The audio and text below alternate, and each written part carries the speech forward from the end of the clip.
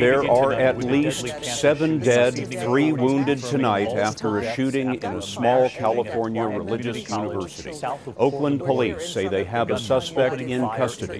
The shooting erupted this afternoon at the Christian We begin our program with broken hearts in yet another American town, which today became the site of yet another deadly school shooting. A high school in Parkland, Florida became the scene of chaos and panic just before the end of the school day. The Broward County Sheriff says at least 17 people are dead. 17 people. A suspect is alive in custody. As is our policy on this program, we will not say his name or show you his picture. We'll update you on the investigation, certainly, and as information comes in over the next 2 hours. But as always, and as happens too often, we'll keep our focus on the victims, their loved ones, and the survivors.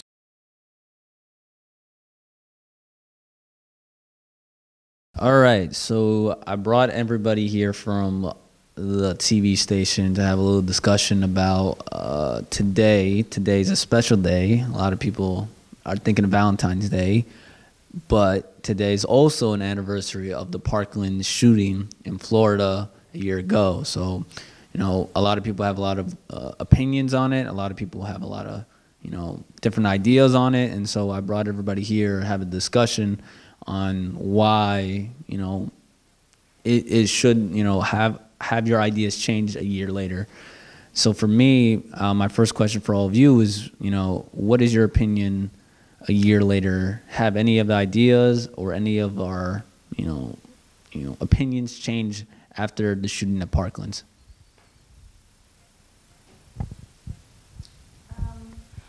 Well, I think that it's really unfortunate that it just, like, things like Parkland keeps happening over and over again, and the conversation always sparks right after, and then it kind of just dies down until the next shooting, the next catastrophe, obviously.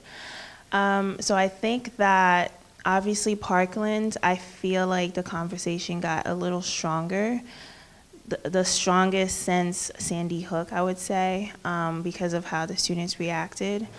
But I haven't really seen much change, which is not surprising. It's sad to say, but that's really just how it's been. I don't know what it will take to create some change, but yeah. Yes, I very much agree with Ashley. I do think that the issue with guns is they're all okay until something tragic has to happen, and then it becomes a thing where it's like, oh my gosh, we have to get rid of it, and they'll talk about it for like what, maybe a month or so, and then after that it's silenced. Like, it's not talked about anymore, or it's not really heard of as much as it would be unless something bad has happened. My original opinion hasn't really swayed at all. I always thought that any kind of gun violence is always preventable. It just takes the people in charge to make sure that happens. Parkland should have never happened. Columbine should have never happened back in '99. There should be people in place to prevent these things. Guns are obviously a part of the problem, but it's who's letting, you know, these people have the guns, the vetting, who can have it, legislation. I don't think anything's ever gonna change because people say, let's get rid of it. NRA isn't gonna let that happen. There's too much money, there's too much politics involved. So Sandy Hook happened. You would think little kids from kindergarten to 4th grade, 5th grade dying would get people to open their minds, because other countries have outlawed guns, but until Republicans and Democrats can actually come together and make it a human choice to make a decision to change things instead of politics and their bottom line and their back pocket, nothing's really going to change. So nothing for me really has changed. It's like, oh, another story. We're crying. And the next day it's like, okay, what's on TV? To me, it's just sad, but that's kind of the world we live in. You know, it's funny. I think we're in the position kind of like where a lot of people are used to this, and which is not the case for a lot of countries. You know, when you see a shooting, you know, law change right away. But in this country, due to the fact that our Second Amendment right to bear arms, I think that's where a lot of people have a, you know, different opinion on it and always are going to argue. And so, as you mentioned, you know, it's something that it's going to be hard to change due to the fact that it's the Second Amendment and that our ideologies is always going to stay on that. But which I think our society hasn't realized that, you know, that was back in like the 1700s. Times were different back then where you could bear arms and you could have a weapon with you. I'm not saying you can't. Like, I'm on the pro side. You can have guns. You can have guns. I don't have a problem with that. But you got to make sure the people who have it are correctly deserving of the gun. Yeah, go ahead. Okay, I understand, like, saying that it's okay to have guns, or just how people should learn how to handle it, or in case there is a situation, how they should go about dealing with it. I don't understand how, like, how should these people go about dealing with these things? Because, like, for example, a lot of these kids that are stealing their parents' guns, who maybe their parents have gone through background checks and they have like all the paperwork that states that this is their gun, but when your child go behind your back and steal your gun and then go shoots up a bunch of kids in their classrooms, that doesn't really shows how, like, oh, who should we give the gun to, if that makes sense.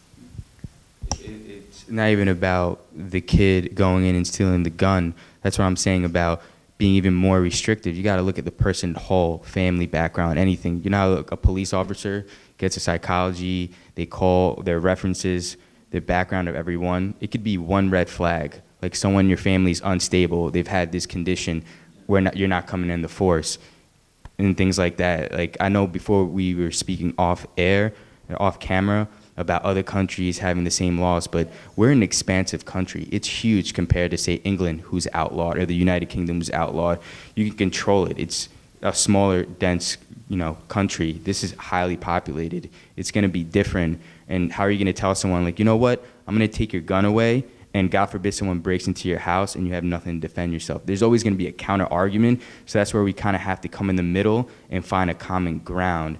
And that's why I'm saying it's sad, because politicians are like kindergartners. Kindergartners actually have more of sensibility to talk things through than they do. This gets me riled up. I'm sorry. I think, as far, like, I agree with you. Like, I don't think anyone should take anyone's gun away. Like, I definitely agree with the Second Amendment, but I think that everything evolves through time, with time. And it's like, when this was written down, the types of guns that you could have are not the guns we have today.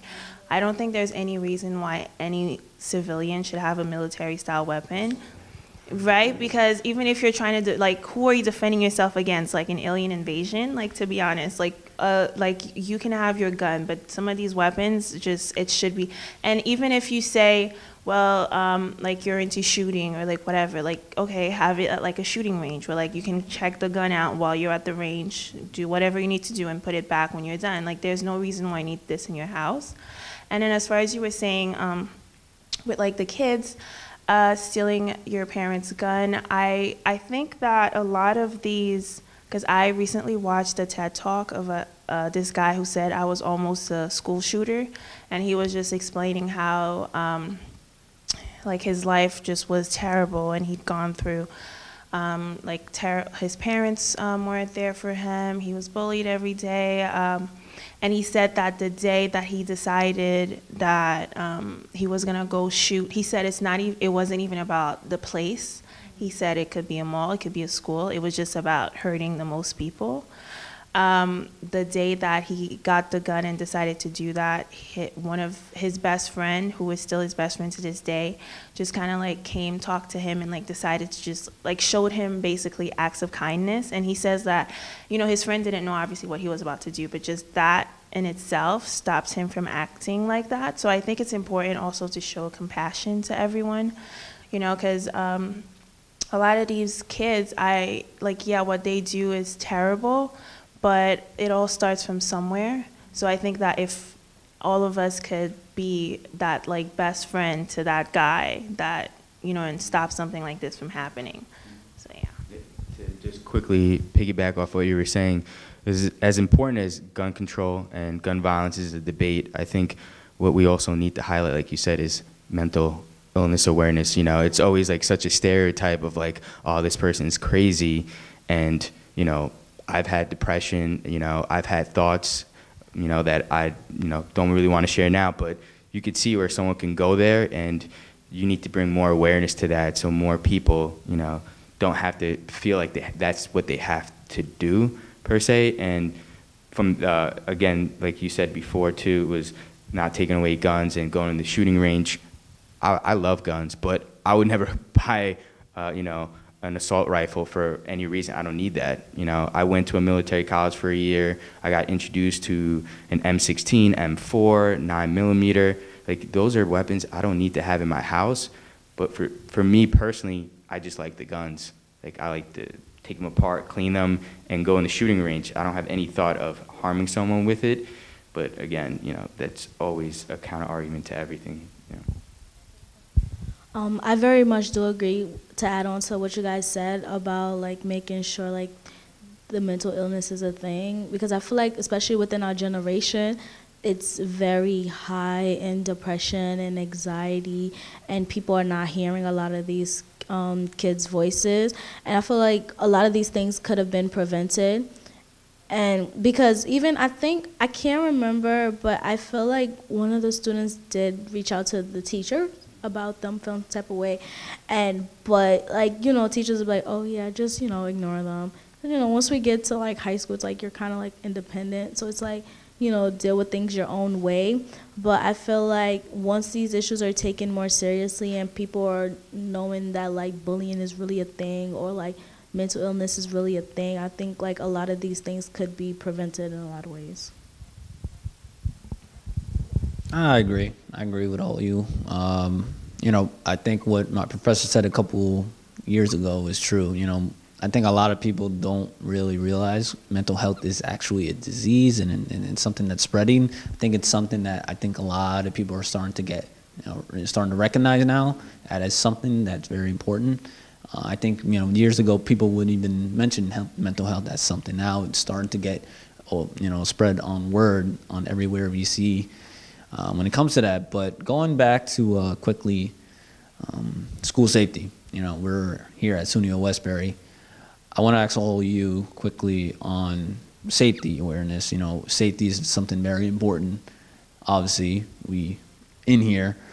What's your opinion on the safety regarding our college right now? I think our school is pretty safe. In a way, like yes and no, because it's like there is a lot of land. So yeah, if you want to run, I think you can run. But at the same time, I feel like there's not a lot of security around us.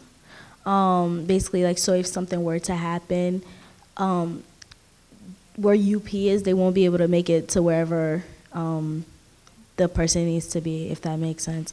And I think, and this has happened, so one of my friends who do go to a SUNY school, they did have a shooter like come to their school, but he was hiding because I think he shot up like a mall near the school or something, and he went inside the school and hid.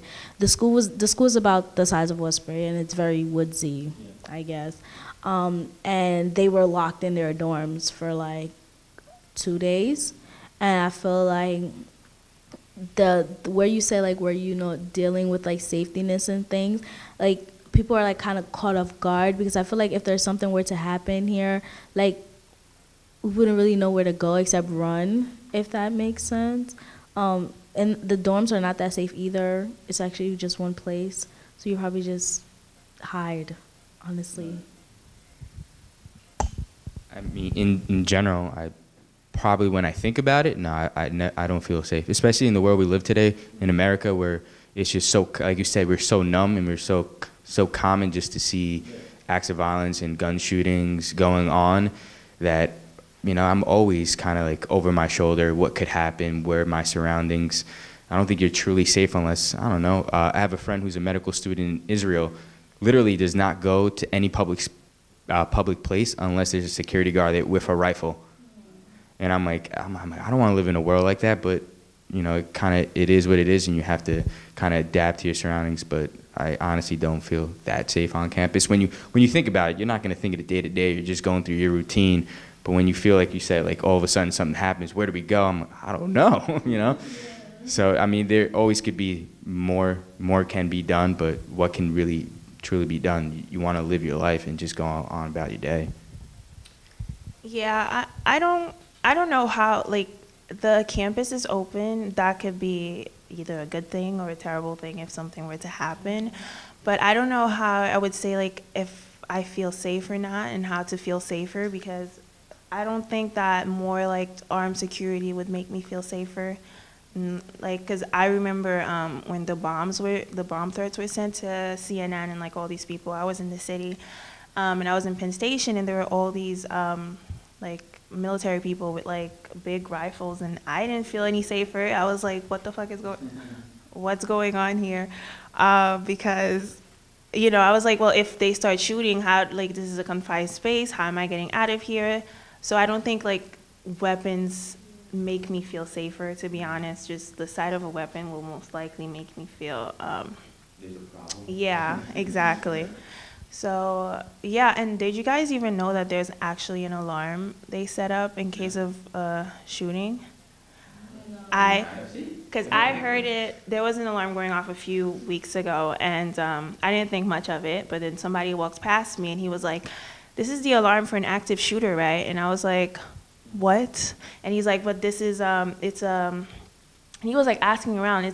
Like, he looked like he actually worked here or something. He said it's a test, right? And I was like, I don't know. Like, I just stood there trying to, like, find out, like, is it a test or not? Because I'm ready to go. So yeah, I feel like that's they should be awareness to that, because I heard this sound, I didn't know what it meant, and I feel like I probably wasn't the only one. So unless you actually hear gunshots, you won't know what's happening. So yeah. Yeah, and also, like, when I feel like a lot of the time when, like, these shootings happen, it's not like it's a complete stranger.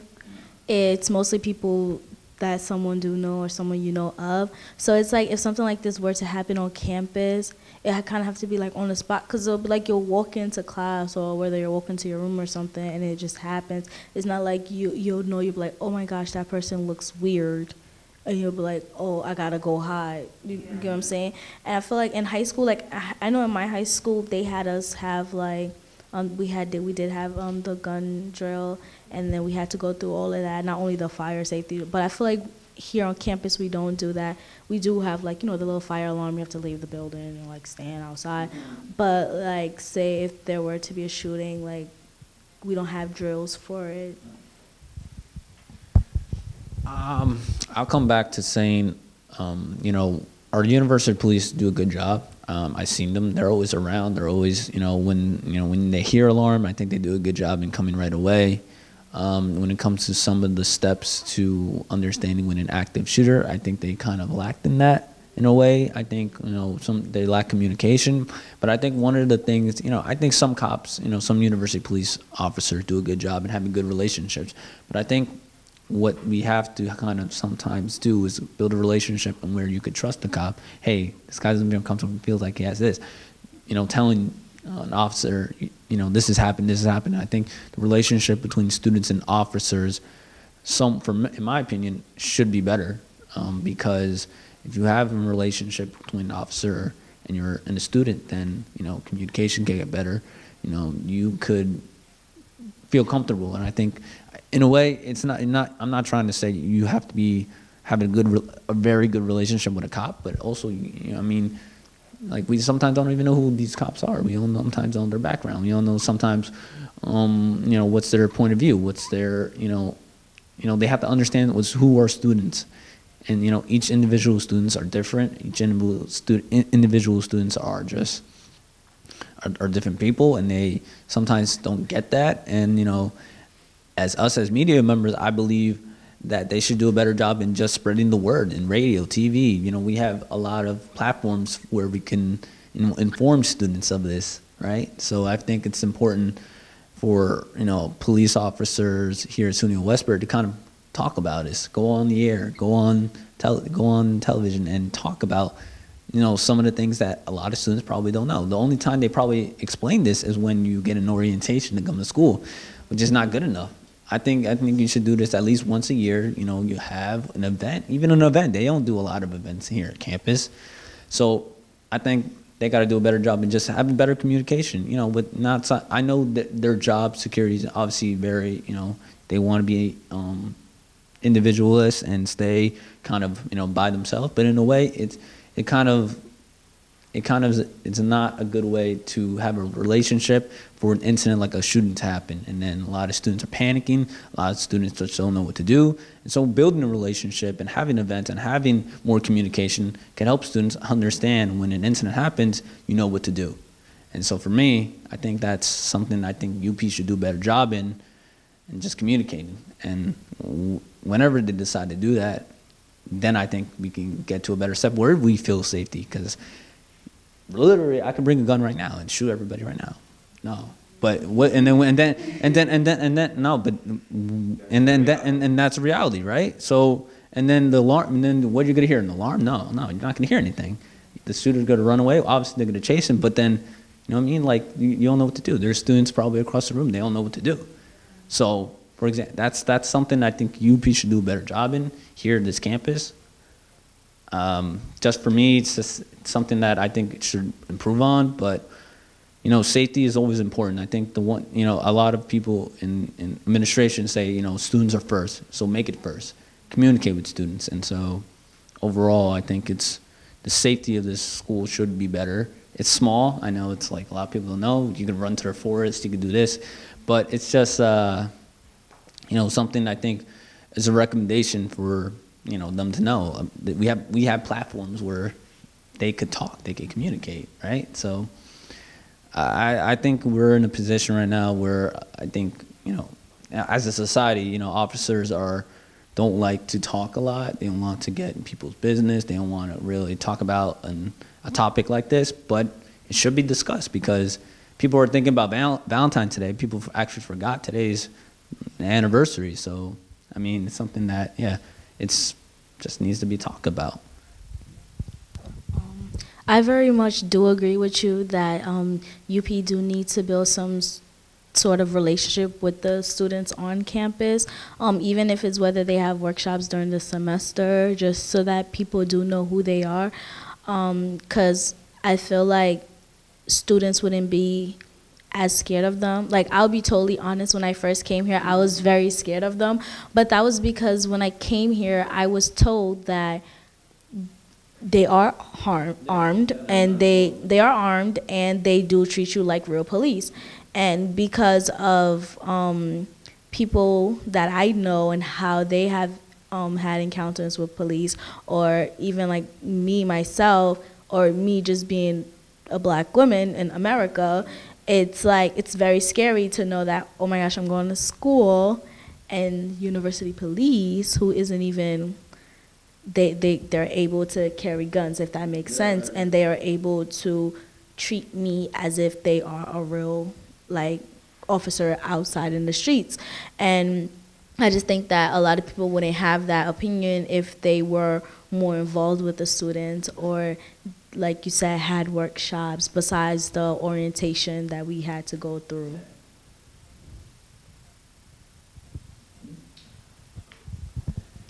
All right, so if anybody got any more opinions?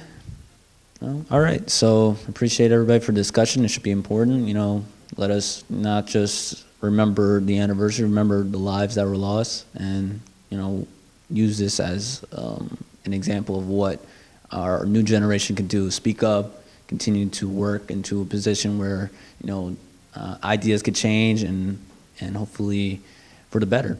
So thank you everybody for being here.